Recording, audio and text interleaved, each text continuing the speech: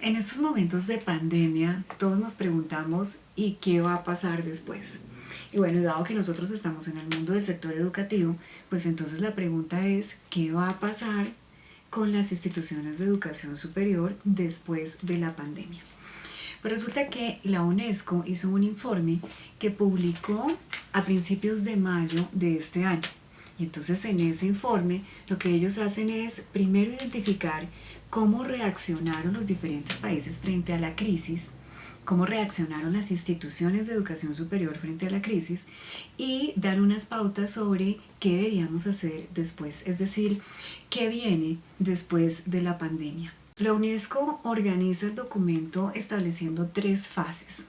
La primera fase es una fase en la que ellos denominan de continuidad, que es cuál fue la respuesta de todas las instituciones de educación superior en general en el mundo y cómo respondieron los actores dentro del sistema educativo, que son los estudiantes, los trabajadores administrativos, los profesores, los gobiernos. Y luego nos dice, hay una segunda etapa, que es la etapa de reapertura y finalmente una etapa de reestructuración.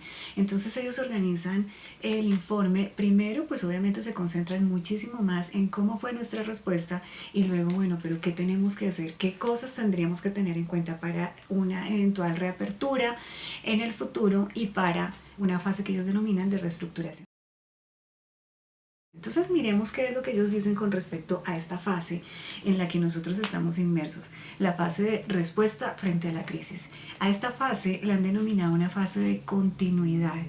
¿Por qué? Porque la respuesta frente a la pandemia de todas las universidades a nivel mundial fue: nos vamos a mantener abiertos, vamos a continuar con nuestro proceso formativo. Y eso fue traumático para muchos, pero al mismo tiempo también tenemos que tener en cuenta que las universidades fueron las organizaciones que más rápidamente se acomodaron a ese momento de crisis. Casi que nosotros empezamos cuarentena un viernes y el lunes ya estábamos como fuera, con conocimiento, sin conocimiento, de la mejor forma posible. Cada uno de los profesores intentó dictar su clase de manera remota. Algunas universidades dieron un espacio de una semana o 2 semanas para poderse preparar para enfrentarse a la virtualidad y otras simplemente siguieron de largo. Lo que sí es cierto es que a nivel mundial todas las universidades decidieron mantenerse abiertas, es decir, darle continuidad al proceso de formación. Es un elemento muy importante, porque el segundo objetivo que ha sido general a nivel mundial en todas las universidades ha sido el de hacer intervenciones para reducir a toda costa la deserción y el abandono de los estudiantes. Casi que eso ha sido lo que ha orientado el quehacer de las universidades en este momento, en esta primera fase, que es una fase de simplemente reacción frente a la crisis. ¿Cómo se hizo en los países latinoamericanos y cómo se está haciendo, por ejemplo, en Colombia? Básicamente las universidades se enfrentaron y desarrollaron actividades, acciones para lograr la conectividad, porque uno de los problemas importantes era, bueno, tenemos que continuar con las clases de manera remota, pero necesitamos que los estudiantes se puedan conectar. Y eso es complicado porque no todos los estudiantes en los lugares en donde están tienen acceso a internet, ni siquiera los que están en la ciudad, porque no todo el mundo tiene una conectividad adecuada para recibir clases.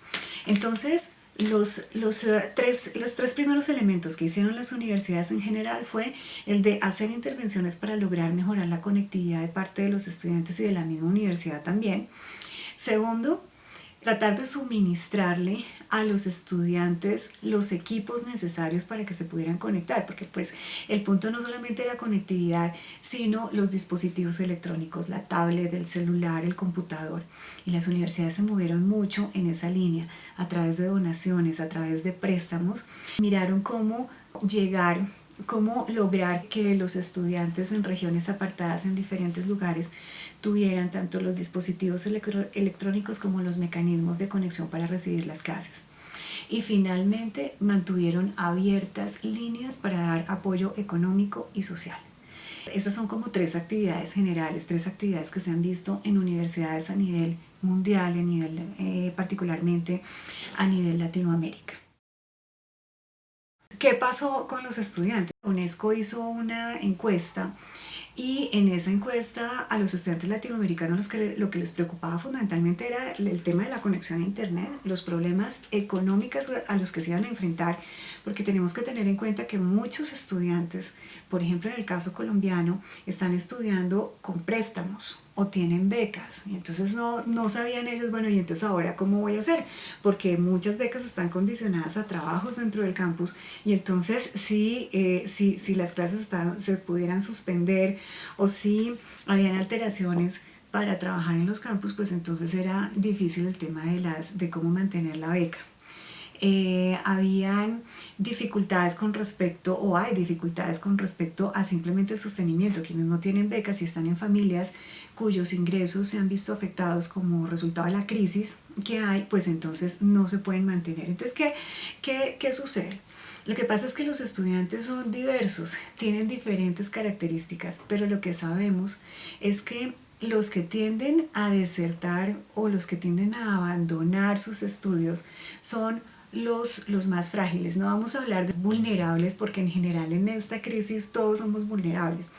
El punto es que quienes tienen, por ejemplo, dificultades porque están en territorios alejados de las grandes ciudades, o sea, tienen dificultades para acceder a conexión, porque tienen dificultades para interactuar con otros, porque tienen dificultades relacionadas con controlar estos episodios de ansiedad y estrés que genera el aislamiento, pues muy seguramente estas personas son las primeras que van a abandonar.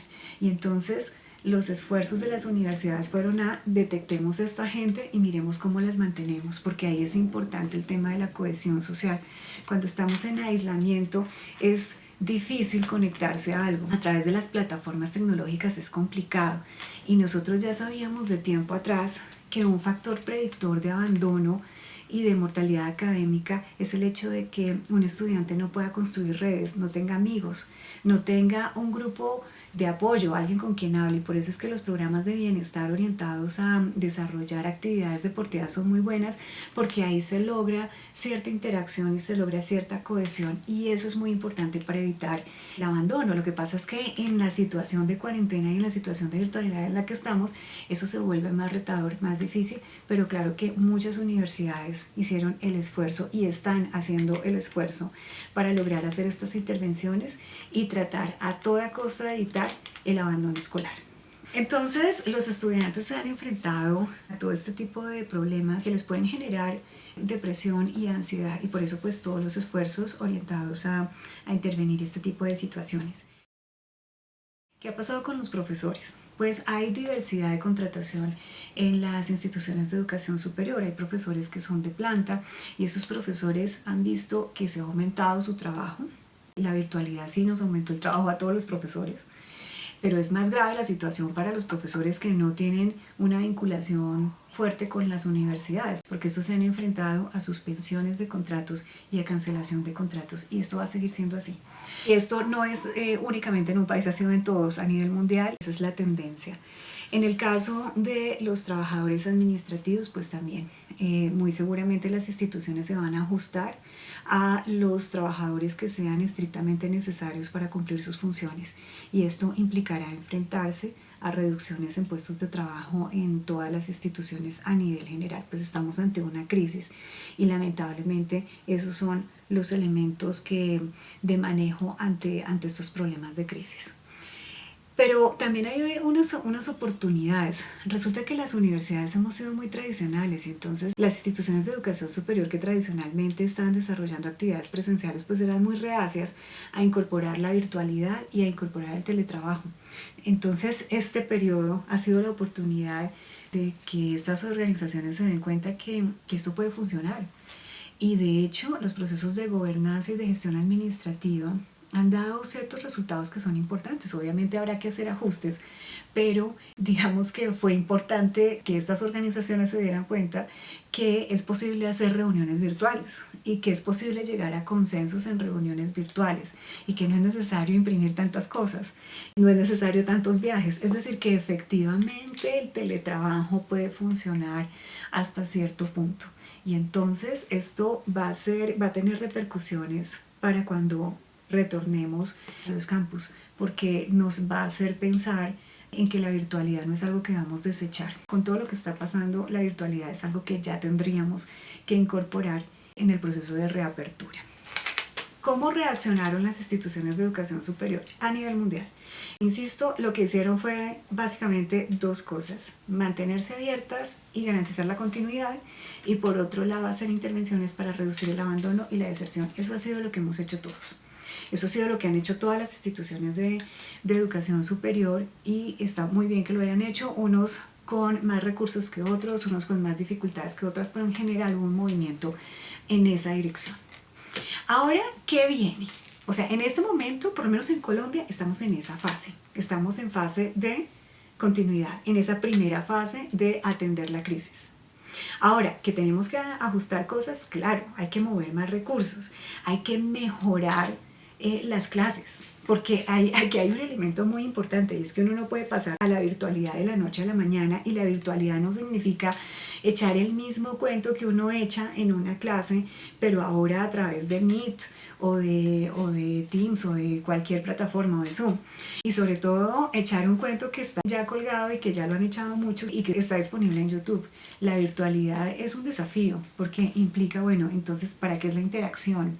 ¿Qué cosas yo puedo simplemente poner en un video? ¿Cómo deben ser las guías? ¿Cómo debo orientar al estudiante? ¿Cómo debo enganchar al estudiante para que no se desconecte, para que no se desmotive, para que se mantenga interesado en los contenidos de las asignaturas? Entonces, la virtualidad implica no solamente la incorporación de tecnología, sino también la incorporación de procesos pedagógicos y didácticas. Y eso no es algo que se logre de la noche a la mañana. Para eso necesitamos los profesores apoyo. No solamente el apoyo tecnológico, sino apoyo en términos de capacitación de cómo podemos darle la vuelta o cómo podemos incorporar todos estos elementos para que redunde en la calidad de las asignaturas que estamos dictando. Y ese es uno de los desafíos grandísimos. Bien, pero entonces, ¿cómo va a ser la reapertura? Nadie sabe cuándo vamos a volver. No hay certeza. Lo que sí es que por lo menos en el 2020 no parece ser claro que vamos a volver. Vamos a tener que continuar en virtualidad. Pero mientras tanto, ¿qué tenemos que hacer? Entonces, fíjense que la cosa es retadora porque tenemos una cantidad de trabajo. Los profesores estamos mirando cómo nos metemos a la virtualidad de la mejor manera posible.